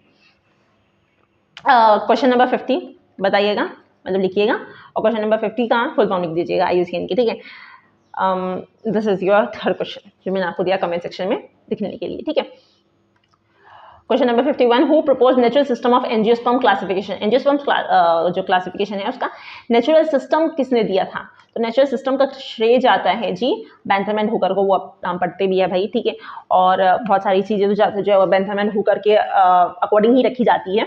हम गए थे BSI, तो वहाँ पे भी जो है बेंथम एंड हुकर के अकॉर्डिंग रखी गई थी देहरादून में, ठीक है। बाकी का देखिए मुझे नहीं पता वहाँ पे कैसे रखी जाती है, क्योंकि कुछ जगह पे अभी ATG सिस्टम भी लागू होने लगा है, बट अभी तक देहरादून का जो BSI है वहाँ पे बेंथम एंड हुकर के अकॉर्डिंग ही रखी हुई है। Which of the question number 52, which one of the following pteridophytes exhibit both xerophytic characters भी है और pteridophytic characters भी, xerophytic and hydrophytic characters। अब xerophytic characters मतलब दोनों अपोजिट characters ही होंगे भाई। xerophytic मतलब जो पानी मतलब जब सूखे में वो रह सके, ठीक है, और हाइड्रोफिटिक भी बहुत सारे पानी में रह सकता है वो। ये कैरेक्टर्स किसके पास में है? ये कैरेक्टर्स इकोसिस्टम के पास में है, क्योंकि इसके पास में ये वाटर को भी स्टोर करके रखता है, और ये मार्शी एरियाज के अंदर भी रह सकता है, तो वो हाइड्रोफिटिक कैरेक्टर हो गया। उसके अलावा जैसे बस में एयर पॉकेट्स भी प्रेजेंट होती हैं, तो ये भी हाइड्रोफिटिक कैरेक्टर हो गया, ठीक है। Among the following which one is the insectivorous plant? तो इंसेक्टिवोरस तो इसमें से सिर्फ यही है अपना ड्रोसेरा, ठीक है, जिसे जो है दूसरा नाम इसका संडियो भी हो जाता है। वैसे ज़्यादातर ड्रोसेरा ही लिखा हुआ आता है, बट संडियो आ जाए तो भाई वो भी आप ध्यान रखने का। उसके अलावा कस्क्यूटा होता है, ये पैरासाइट होता है दूसरों के ऊपर, ठीक है। और बैंकेज ऑल्सो जो है क्या पैरासिटिक, ठीक है। अब आपको ये बताना है कि कस्क्यूटा किस तरीके का पैरासाइट है, root parasite, complete root parasite, partial root parasite या स्टेम पैरासाइट, और ओरोबैंके कैसे हैं, ठीक है। तो this is your fourth question for homework, ठीक है, जिसका आप आंसर कहाँ लिखें? कमेंट सेक्शन में, और जो सही होगा आपको मैं उसे बता दूंगी, ठीक है। Who among the following is associated with the discovery of restriction endonuclease? restriction endonuclease को डिस्कवर करने वाले कौन थे? एच.जी. खुराना तो नहीं थे। एच.जी. खुराना तो जो है यहाँ पे एक होता ना पॉलीपेप्टाइड, सिंथेटिक पॉलीपेप्टाइड्स बनाई थी आरएनए का यूज करके। उसके अलावा स्मिथ साहब जो है वो होते हैं, तो स्मिथ, विलकॉक्स, केली, ये है जिन्होंने जो है यहाँ पे हीमोफिलस इन्फ्लुएंजा को बनाया था 1972 में। ठीक है, 1970 में इन्होंने हीमोफिलस इन्फ्लुएंजा बनाया से जो है हीमोफिलस इन्फ्लुएंजा से रेस्ट्रिक्शन एंडोन्यूक्लियस बनाया था। ठीक है, जैसे हिंद 2 बोल देते हैं ना, स्मिथ का नाम ज़्यादा फेमस है इसमें, बाकी विलकॉक्स और कैली भी थे। ठीक है, cyathium inflorescence seen in which of the following plant? Cyathium inflorescence किसके अंदर देखने के लिए मिलती है? अब चलो इसी का बताओ। यूफोर्बिया हीटा, रेसिनस कॉम्युनिस, फाइकस रेलिगोसा और ऑस्मियम सेंक्टम। ठीक है, तो ऑस्मियम सेंक्टम तो तुलसी को बोलते हैं, इसके अंदर तो नहीं थी, इसके अंदर तो हम देख चुके हैं, इसके अंदर तो वर्टिस लास्टर थी। ठीक है, अब आंसर है इसका यूफोर्बिया हीटा। अब आप ये बताइए कि रेसिनस कॉम्युनिस के अंदर क्या होती है और फाइकस रेलिगोसा के अंदर क्या होती है? फाइकस रेलिगोसा के अंदर भी एक स्पेशल टाइप की ही जो है इन्फ्लोरेसेंस देखने के लिए मिलती है, वो कौन सी होती है? ठीक है, ये भी कमेंट सेक्शन में बताइएगा। क्वेश्चन नंबर 5 है आपके लिए। ठीक, फाइकस रेलिजियोसा के अंदर कौन सी देखने के लिए मिलती है inflorescence? Mitochondrial marker enzyme is, mitochondria का मार्कर एंजाइम की तरह यूज होने वाला कौन सा एंजाइम है? दैट इज सक्सिनेट डिहाइड्रोजनेज, जो सुपरसिलियर माइटोकॉन्ड्रिया के अंदर ही प्रेजेंट होता है। ठीक, stomata of camp plants, camp plants का स्टोमेटा क्या हमेशा खुला रहता है ना भाई? इन कैम्प प्लांट्स का स्टोमेटा जो है तो सिर्फ रात में खुलता है। ठीक है, ये थोड़ा अलग लेवल के काम करते हैं, ये रात में खुलता है, दिन में बंद रहता है। तो क्लोज एट नाइट नहीं, रात में तो खुलता है, ये भी गलत। Open during night and close during day, सही, ये सही है, सी सही हो गया। ठीक है, तो इसमें एक और क्वेश्चन है कि कैम की फुल फॉर्म क्या होती है? आ जाता है ये भी, कैम की फुल फॉर्म क्या होती है? जल्दी सोचा तो क्रैसुलेशियन, ए से बताओ क्या होता है? Acid metabolism, crassulacean acid metabolism. Next question है आपका, which of the following is not a commercial timber yielding plant? Commercially timber yield मतलब कमर्शियल लेवल की आपको टिम्बर नहीं मिल सकती उस प्लांट से। तो मोरिंगा ओलियोफेरा, क्योंकि इससे सॉफ्टवुड मिलता है। बाकी जितने भी ये है आपके टेक्टोना ग्रैंडिस, मेंजिफेरा इंडिका, मेंजिफेरा इंडिका का भी जो है लकड़ी यूज होती है। ठीक है, और डलबर्गिया सिसो, ये जो है कमर्शियल टिम्बर यील्डिंग प्लांट्स है, बट मोरिंगा नहीं है। ठीक है, तो आ भी जाता है कौन सा है, आगे भी आ सकता है, तो याद रखिए टेक्टोना ग्रैंडोनिस, मेंजिफेरा इंडिका और डलबर्गिया सिसो। अब टेक्टोना ग्रैंडिस को बोलते हैं टीकवुड। ठीक है, डलबर्गिया सिसो को बोलते हैं रोजवुड, और मेंजिफेरा इंडिका वो अपना आम है ही। ठीक है, the commercial jute production jute fibres are, तो कमर्शियल जूट फाइबर्स क्या होती है? जूट फाइबर्स जो होती हैं वो उन्हें हम ये भी बोलते हैं ना बास्ट फाइबर्स। ठीक है, तो बास्ट कहाँ से मिलता है? फ्लोएम से निकलता है, तो ये मतलब फ्लोएम फाइबर्स होती है कमर्शियल जूट फाइबर्स। ठीक है, और सरफेस फाइबर्स किसके अंदर देखने को मिलती है? ये मिलती है कॉटन के अंदर, कॉटन से मिलती है आपको surface fibres. Question number 60, which of the following is not a lipid soluble photosynthetic pigment? कौन सा है जो लिपिड सॉल्युबल नहीं होता, मतलब जो लिपिड्स में नहीं घुलेगा भाई। ठीक है, तो अब इसमें ना आप पढ़ते हैं कि these are lipid soluble and these are water soluble. तो जो फाइकोवैलेंस होते हैं ना, इसमें पूछा हुआ है नॉट, एक है ऐसा जो लिपिड सॉल्युबल नहीं है, बाकी सारे लिपिड सॉल्युबल होते हैं। अब जो फाइकोवैलेंस होते हैं वो वाटर सॉल्युबल होते हैं। ठीक है, फाइकोवैलेंस आर वाटर सॉल्युबल, बाकी जो क्लोरोफिल का कैटोनॉइड्स और ज़ेंथोफिल्स होते हैं ये लिपिड सॉल्युबल होते हैं। तो आंसर इज फाइकोवैलेंस। ठीक है, तो मतलब क्लोरोफिल, कैटोनॉइड्स और ज़ेंथोफिल्स ये सारे कैसे हैं? लिपिड सॉल्युबल होते हैं, और जो आपका फाइकोवैलेंस है वो कैसा है आपका? वाटर सॉल्युबल है। ठीक है, अच्छा, तो अब ये लिपिड सॉल्युबल क्यों है? क्योंकि जब इसकी ये लिपिड सॉल्युबल है तभी तो ये मेम्ब्रेन में प्रेजेंट है ना, थैलाकॉइड के अदरवाइज ये लिपिड उसमें मेम्ब्रेन में प्रेजेंट ही नहीं हो सकते थे। ठीक है, the fungal group presently classified under protista है, तो फंगाई का ग्रुप पर उसे प्रोटिस्टा के अंदर रखा जाता है अभी भी, वो कौन सा ग्रुप है?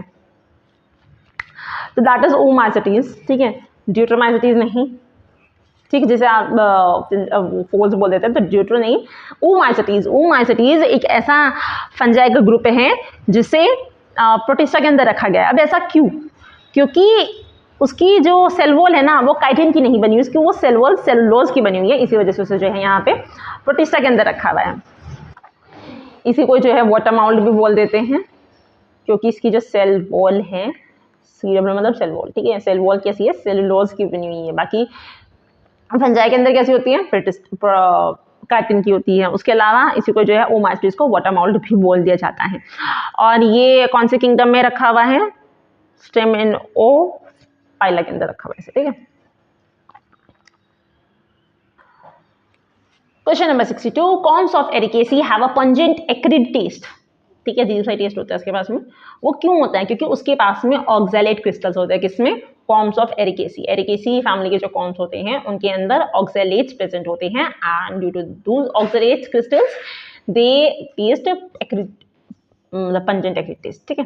कैसा? पंजेंट एक्रिड टेस्ट, किसी वजह से ऑक्सैलेट की वजह से। किस फैमिली के अंदर? एरिकेसी फैमिली के अंदर। किसमें? कॉर्म्स में। The bacteria and blue green algae are similar due to, bacteria और ब्लू ग्रीन एल्गी में क्या सिमिलर होता है? प्रेजेंस ऑफ माइटोकॉन्ड्रिया दोनों में ही नहीं होता। कीमोसिंथेटिक मोड ऑफ न्यूट्रिशन, ये क्या होता है? चलो इसे बाद में देखेंगे। Presence of flagella, blue green algae के पास में नहीं होता। प्रेजेंस ऑफ न्यूक्लियोइड, हाँ ये तो दोनों में होता है।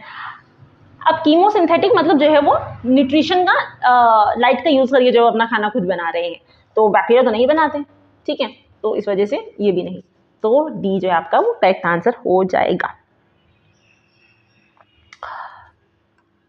Question number 64, among the following which plant is completely devoid of roots, ऐसा कौन सा प्लांट है जिसके अंदर बिल्कुल भी रूट्स नहीं होती? दैट इज केरेटोफाइलम, ठीक है, इसे कोन टेल भी बोल देते हैं। Among the following which plant is completely devoid of roots, कौन है? केरेटोफाइलम, ठीक है। हाँ, पानी में रहता है केरेटोफाइलम, और इसे जो है कोनटेल भी बोल दिया जाता है। तो ये मतलब डायरेक्ट स्टेम और लीफ से ही पानी को एब्जॉर्ब करता है। Branched stamens are found in, कि स्टेमेंस ही ब्रांच्ड हो गई है उसमें से। रेसिनस कॉम्बिनिस के अंदर जो स्टेमेंस होती है वो ब्रांच्ड होती है। कैसी होती है? ब्रांच्ड। ब्रांच स्टेमेंस किसके अंदर मिलती है? रेसिनस कॉम्बिनिस के अंदर देखने के लिए मिलती है। The opening and closing mechanism of stomata is regulated by which of the following pressure, कौन से प्रेशर से जो ओपनिंग और क्लोजिंग रेगुलेट होती है? तो वो होती है टर्गर प्रेशर के थ्रू, ठीक है। एटमॉस्फेरिक प्रेशर से कोई लेना नहीं उसका, वेपर प्रेशर से नहीं, टर्गर प्रेशर से। टर्गर प्रेशर के थ्रू जो है वो ओपन क्लोजिंग होती है उसकी। जैसे टर्गर प्रेशर बढ़ेगा तो गार्ड सेल्स जो है वो स्वेलअप हो जाती है, ठीक है। ये यहाँ पे गार्ड सेल्स ही तो होती है ना ये, तो जैसे ये स्वेल हो जाती है तो ये खुल जाते हैं, और जैसे ये फ्लैसिड हो जाएंगे तो ये बंद हो जाएंगे। फ्लैसिड में ये वाली कंडीशन है, बंद है, और ये तो स्टोमेटा है ना यहाँ पे, और अगर ये टर्जिड हो जाएंगे तो ये खुल जाते हैं, ठीक है। आपको ये कंसिडर करना है, consider the following Trifolium pratense, Triticum spelta, Gossypium hirsutum, Cynodon dactylon, ठीक है। अब आपको इनमें से बताना है कि इनमें से कौन सी जो है वो एलोपॉलीप्लॉइड है। अब एलोपॉलीप्लॉइड का मतलब क्या होता है कि एलो का मतलब होता है डिफरेंट, और पॉलीप्लॉइड्स का मतलब डिप्लॉइड से ज़्यादा है, ठीक है। तो दो अलग अलग स्पीशीज से जीन्स लेकर के जो है मतलब का जो है सेट लेकर के इन्होंने बनाया हुआ है, सिनोनिम जीन्स लिए हुए हैं। आप ये कह सकते हैं कि alloploids are result from hybridization between two different species, ठीक है। तो combination of their genome two different species. तो इसका है ट्रिटिकम स्पेल्टा और गॉसिपियम हिरसुटम, ये दोनों जो है वो एलोपॉलीप्लॉइड्स है। तो 2 और 3 किसमें है? या 2 और 3, तो ट्रिटिकम स्पेल्टा एंड गॉसिपियम हिरसुटम जो है ये क्या है? दोनों एलोपॉलीप्लॉइड्स हैं। Protoplasmic fusion was first reported bye, सबसे पहले किसने बताया था कि यहाँ पे प्रोटोप्लाज्मिक फ्यूजन हुआ? तो वाटसन एंड क्रिक का तो उसमें कोई रोल है नहीं, ठीक है। ये बात की थी जी हेनस्टेन ने। किसने की थी? हेनस्टेन ने। Protoplasmic fusion was first reported by Hanstein. और उसके अलावा हमने क्या बात की थी कि सबसे पहले फर्स्ट एंजाइम किसने बनाया था? ठीक है, राइबोन्यूक्लियेज ए जो था वो किसने बनाया था?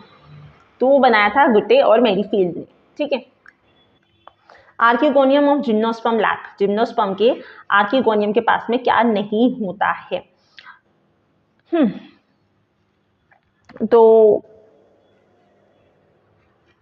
आर्किगोनियम के जिम्नोस्पर्म के अंदर नेक कैनाल सेल्स नहीं होते।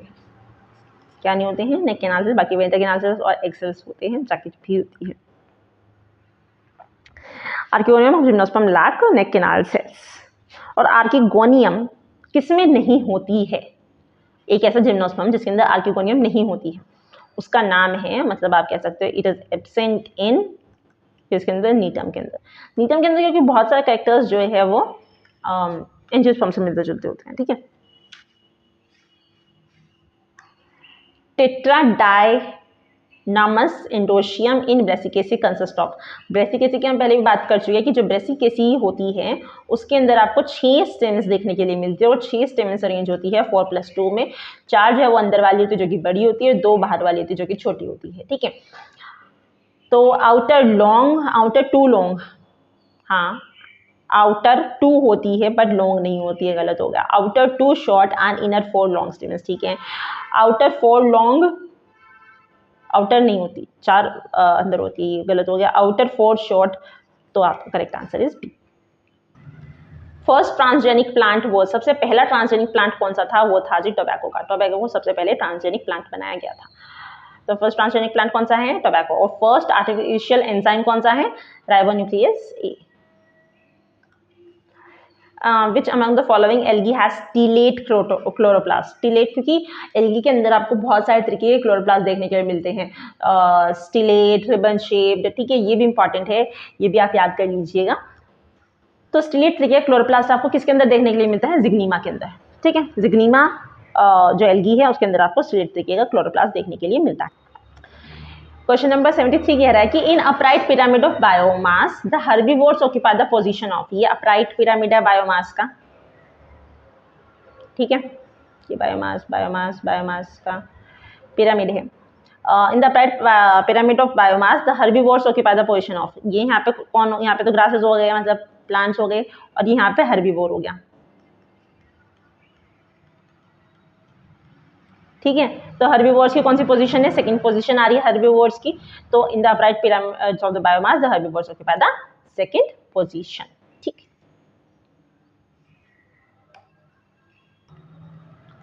नेक्स्ट क्वेश्चन है जी, Kranz anatomy is found in the leaves of. Kranz anatomy किसकी लीव्स में पाई जाती है? वो पाई जाती है गन्ने की लीव्स में। सिचारम के अंदर क्रांस एनाटॉमी देखने के लिए मिलती है, ठीक है। तो कैजुरीना, नीरियम एंड टाइफा के अंदर नहीं देखने के लिए मिलती क्रांस एनाटॉमी, अपना सीधे देखने के लिए मिलेगा। क्रांस एनाटॉमी फाउंड इन सिचारा, मतलब गन्ने के अंदर। और क्या होता है कि इसके अंदर मतलब जो इसी को जो है आप C4 प्लांट्स बोलेंगे। न्यूरोमोटा एपेटस इज फाउंड इन क्लेमिडोमिनास और जो है ये वोल्वॉक्स के अंदर देखने के लिए मिलता है ना। अब वोल्वॉक्स का जो एक सेल होता है, वोल्वॉक्स सेल तो जो है पूरा होलोबियम, मतलब पूरी एक कॉलोनी की फॉर्म में रहता है। पर अगर आप वोल्वॉक्स के एक सेल को कंपेयर करना चाहें तो आप क्लेमिडोमिनास से कंपेयर कर सकते हैं, ठीक है। क्लेमिडोमिनास लाइक होता है, तो न्यूरोमोटा एपेटस वहाँ पे मिलता है देखने के लिए आपको। अब क्वेश्चन ये है कि न्यूरोमोटा एपेटस का फंक्शन क्या होता है, किस चीज़ के लिए न्यूरोमोटा एपेटस प्रेजेंट होता है। अब इनके पास में एक स्ट्रक्चर होता है आई स्पॉट, मतलब क्लेमिडोमिनास और वोल्वॉक्स के पास में उस आई स्पॉट के थ्रू जो है ये, उस आई स्पॉट के थ्रू ये लाइट को सेंस करते हैं और उसे सेंस करके जो है फिर ये अपना मूवमेंट करते हैं। उस मूवमेंट को कोऑर्डिनेट करने के लिए ये जो है न्यूरोमोटा एपेटस यहाँ पे प्रेजेंट होता है। A monosporic type of embryo sac which does not have any antipodal is। अब मोनो के दो ही होते हैं भाई, एक होता है पॉलीगोनम, एक होता है ओइनोथीरा। पेपरोमिया तो उसका टाइप ही नहीं है। अब पॉलीगोनम के अंदर तो एंटीपोडल होती है, तो बचा कौन? ओइनोथीरा, ठीक है। आपका नेक्स्ट क्वेश्चन में दिया हुआ है identify the correct match between the types of the chromosome. Chromosome के टाइप्स दिए हुए और उनके बारे में डिस्क्रिप्शन दिया हुआ है, तो चलिए आज यही करते चेक। मेटासेंट्रिक कौन से होते हैं? जिनका बिल्कुल बीच में होता है एक, ठीक है, at the middle, metacentric at the middle. फिर दूसरा क्या है? सब मेटासेंट्रिक, तो near the tip, at the tip, slightly away from the middle से थोड़ा सा ऊपर। फिर है यहाँ पे टीलोसेंट्रिक एंड एक्रोसेंट्रिक। तो टीलोसेंट्रिक क्या है? बिल्कुल ही नियर द टिप, टिप के पास में सेंट्रोमियर यहाँ पे प्रेजेंट होगा। और एक्रोसेंट्रिक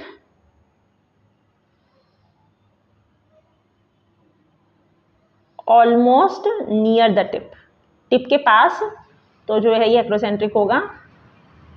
और जो ये बात करी थी हमने, ये यहाँ पर आ जाएगा एट द टिप, बिल्कुल टिप पे जो है वो टेलोसेंट्रिक होगा। ठीक है, तो ये मिल चुके हैं। अब आगे चलते हैं अगले क्वेश्चन पे। Indigo is obtain from which part of the Indigofera tinctoria. तो इंडिगोफेरा टिंक्टोनिया से कौन सा इंडिगो, मतलब इंडिगो जो है किस पार्ट से लिया जाता है? तो इंडिगो लिया जाता है जी लीव से। ठीक है, जो लीव्स होती हैं वहाँ से आप इंडिगो को लेते हैं। तो लीव से लेते हैं इसे, और उसके बाद जो है फर्मेंट करके इंडिगो डाइस से बनाई जाती थी। Sahni divided gymnosperm into 2 major group based on, ठीक है, किस चीज़ पे उन्होंने का यूज़ करके उन्होंने जो है 2 अलग अलग ग्रुप्स में डिवाइड किया है जिम्नोस्पर्म को।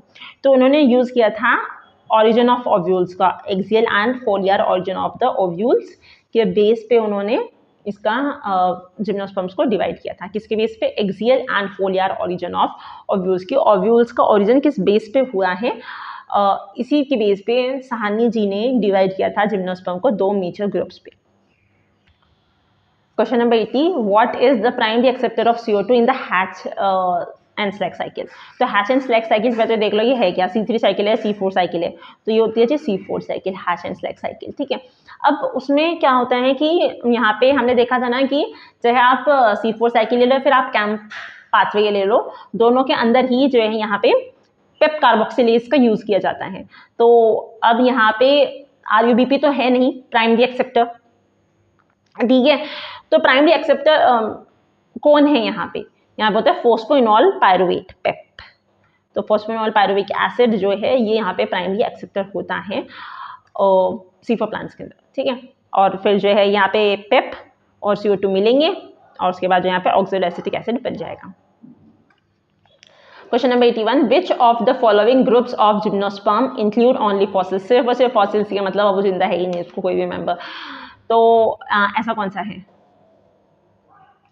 सैकडेल्स का भी जिंदा है, कॉनिफेरस का भी जिंदा है, जिंको गोयल्स का भी जिंदा है, साइकोडोफिलिकेल्स का जिंदा नहीं है। ठीक है, अब साइकोडोफिलिकेल्स के जिंदे नहीं हैं तो ये इन्हें क्या कहा जाता है ना, सीड फर्न्स भी बोलते हैं। ठीक है, और उसके अलावा इसके सिर्फ फॉसिल्स इंक्लूड हैं। ये किस टाइम पे थे?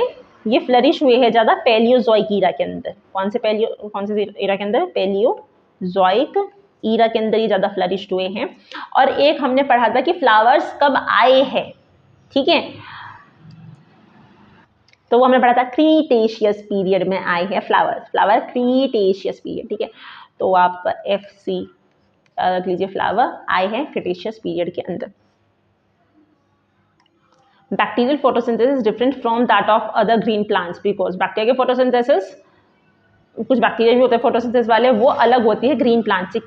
Light is not required, oxygen is not released, phosphorylation is not required और एनर्जी इज नॉट फिक्स्ड। अब जो बैक्टीरिया होते हैं ना वो ज़्यादातर फिक्स करते हैं, H2S का यूज़ करते हैं। ठीक है, सल्फर वाले बैक्टीरिया ज़्यादा होते हैं तो उन्हें ऑक्सीजन रिलीज नहीं होती वहाँ से जो है आप H2S को जो as a electron donor use करते हैं। Gongrosira stage is found in, Gongrosira stage किसके अंदर मिलती है? गोंग्रोसीरा स्टेज वाउचेरिया के अंदर देखने के लिए मिलती है। और वाउचेरिया कौन सा फैमिली से बिलोंग करता है? ज़ैंथोफाइसी से बिलोंग करता है। गुड। और गोंग्रोसीरा स्टेज में क्या होता है कि ये थिक वॉल्ड होती है और नॉन मोटाइल सेल्स होते हैं। ठीक है, कैसे होते हैं जी गोंग्रोसीरा में? थिक वॉल्ड और दूसरा क्या है? Thick walled and non motile sales.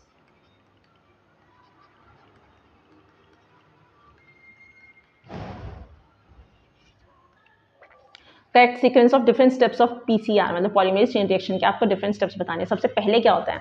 सबसे पहले आपको DNA को अलग अलग करना होता है, तो डीनेचुरेशन। ठीक है जी, मतलब जो है B या C में से कोई एक होगा। उसके बाद आपको जो है उससे चिपकाना होता है प्राइमर्स को, तो एनिलिंग, और फिर एक्सटेंशन। तो C is the correct answer. ठीक है, B नहीं है।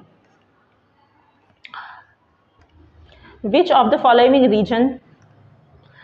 Following region of soil profile is rich in organic matter. ऐसा कौन सा है जिसके अंदर ऑर्गेनिक मैटर भर भर के प्रेजेंट होता है? जो सबसे ऊपर वाली लेयर होती है ना, और जो इनमें से दिया हुआ है उसमें से कौन सा होता है? तो वो होता है जी A1 रीजन। तो hirudin is obtain from which one of the following transgenic. अब हेरोडिन वैसे तो आपको जो लीच से मिलता था, लेकिन अभी हमने ट्रांसजेनिक एक प्लांट बनाया है जिसके अंदर से भी हम जो है हेरोडिन बना सकते हैं और फिर हम आगे अपनी मेडिसिन में यूज़ कर सकते हैं। अब अच्छा, पहले तो ये बताइए कि हेरोडिन कैसा होता है, किस लिए हम इसे यूज़ कर रहे हैं, क्यों हम इसे जो है ट्रांसजेनिक प्लांट से बनाना चाह रहे हैं, क्योंकि ये होता है एंटी कोएगुलेंट। एंटी कोएगुलेंट मतलब अब कुछ केसेस में तो आपको जो है आपको कुछ कर रहे हैं मेडिकल प्रोफेशन में और वहाँ पे वो चाहते हैं कि ये खून यहाँ पे ना जमे, तो उस केस में जो हम हेरोडिन का यूज़ करते हैं, ठीक है। और ये किससे लिया जा रहा है, ये लिया जा रहा है ब्रेसिकस नेपस से, मतलब ब्रेसिका नेपस से, जो कि ट्रांसजेनिक बनाया गया है, ठीक है। Question number 87, which of the following is not a constituent of cell membrane. ऐसी कौन सी चीज़ है जो सेल मेम्ब्रेन का हिस्सा नहीं होती है। फॉस्फोलिपिड्स होते हैं, ग्लाइकोलिपिड्स भी हो जाते हैं, और ग्लाइकोलिपिड्स सेल मेम्ब्रेन के अंदर ग्लाइकोलिपिड्स नहीं प्रेजेंट होंगे। कोलेस्ट्रॉल तो होता है, ठीक है, चलो अच्छा। अभी आपको इसमें लेकिन प्रोलीन जो है ये कॉन्स्टिट्यूएंट नहीं है सेल मेम्ब्रेन का, ठीक है। तो proline is not the part of the cell membrane. बाकी जो है फॉस्फोलिपिड, ग्लाइकोलिपिड्स, और हाँ ग्लाइकोलिपिड्स भी होती है भाई, फॉस्फोलिपिड्स भी होते हैं, और कोलेस्ट्रॉल भी होता है। Which of the following is an invasive alien species. कौन सी इन्वेजिव एलियन स्पीशीज है इसके अंदर से। सभी को पता है एंटेना कैमरा, सिचरम ऑफिसरम, तो ये हमारा जो है गन्ना हो जाता है, ठीक है। और जैसे सताइवा जो है ये चावल हो जाते हैं। हेलेंथेसिनस जो है ये सनफ्लावर का पेड़ है, तो लेंटेना कैमरा जो है ये इन्वेजिव स्पीशी है, बाकी सारे हमारे यहीं की स्पीशीज है। और पता क्या क्या आप क्या यहाँ की भी ना हो, बट वो एक वीड की तरह, मतलब आक्रामक होकर के ना ग्रो कर रही हो आपकी पूरे इलाके में, आप कहीं जमा भी नहीं रहे हो फिर भी जमी जा रही है, उसे जो है हम यहाँ पे इन्वेसिव स्पीशीज बोलते हैं, ठीक है।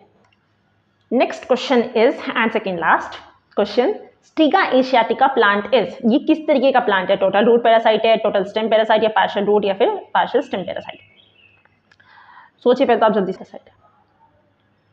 तो Striga asiatica is a partial root parasite. कैसा है, पार्शियल रूट पैरासाइट होता है Striga. Each Pinus needle contain, हर एक पाइनस निडल के पास में 2 वस्कुलर बंडल्स प्रेजेंट होते हैं, और जिससे क्या होता है कि वो अच्छे से उसके पास में वाटर की सप्लाई अच्छे से आती रहती है, तो अच्छे से अपना काम करेगा। और बस ये आपका लास्ट क्वेश्चन था। तो हमने जो है यहाँ पे GDC 2021 का पूरा क्वेश्चन पेपर सॉल्व कर चुके हैं हम, बॉटनी वाला हिस्सा।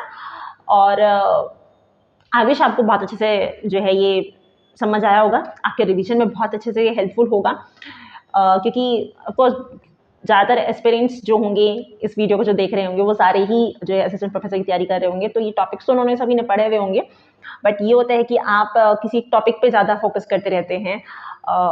नेट की तैयारी करते हुए आप इन वाले बॉटनी के कोर टॉपिक से नाता इतना नहीं रह पाता है, तो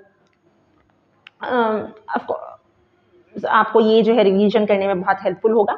आपको और किसी तरह की कोई भी हेल्प चाहिए हो तो आप प्लीज़ कमेंट सेक्शन में बता सकते हैं, और जो मैंने कमेंट सेक्शन में आपको होमवर्क दिया वो भी ऑफकोर्स कीजिएगा, बिकॉज दैट वो आपको याद रहेगा कि अच्छा ये हमने टाइप किया था ना, तो ये तो पक्का इसका आंसर यही है, ठीक है।